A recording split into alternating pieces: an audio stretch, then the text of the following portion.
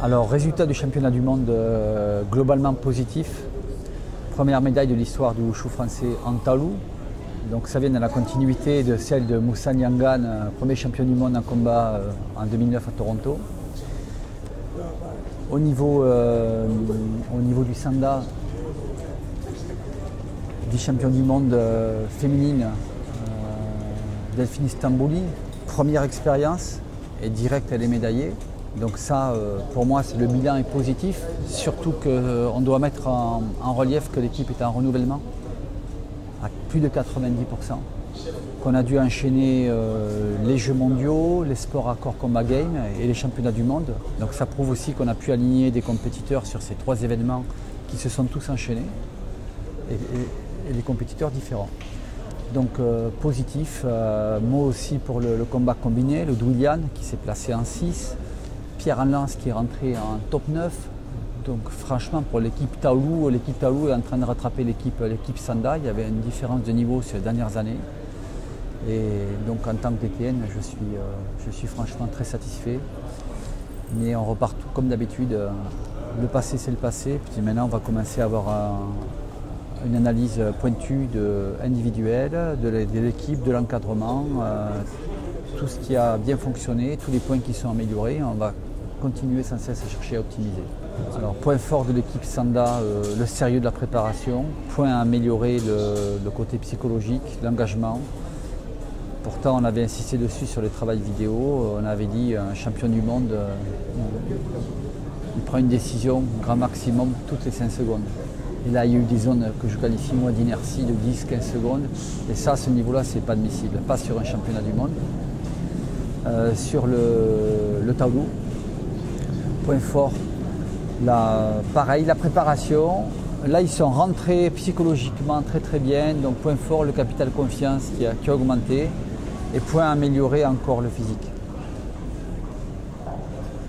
Sachant que sur les notes A, on est au même niveau que tous les pays asiatiques. Tout s'est joué sur la note B et un petit peu de difficulté. Donc, franchement, le choix qu'on a fait d'être original sans tomber dans l'excentricité, ce choix-là, il a payé.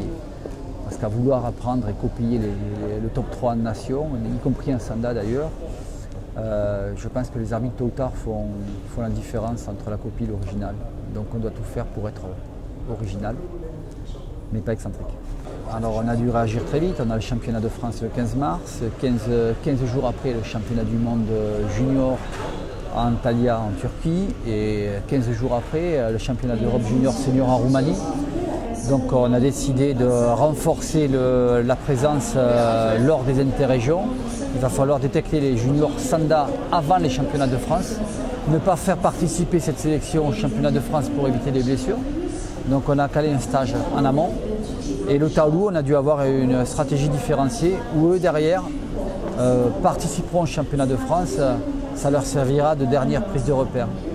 On a décidé de n'envoyer aucun junior au championnat d'Europe junior et de tout mettre sur les championnats du monde. Quant aux seniors derrière, on en verra vraiment.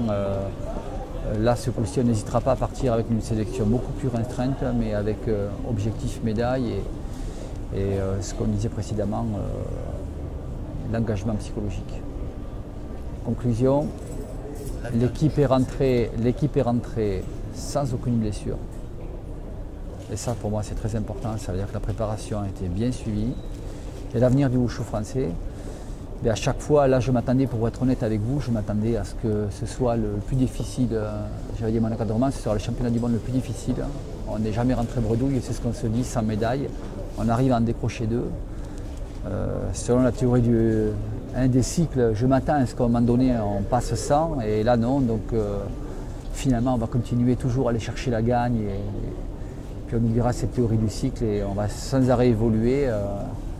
Avec un regard de vérité, sans complaisance d'abord vis-à-vis de nous-mêmes et vis-à-vis des sportifs. Je pense que le langage de vérité tient et il n'y aura jamais aucune place pour l'affectif et l'émotionnel.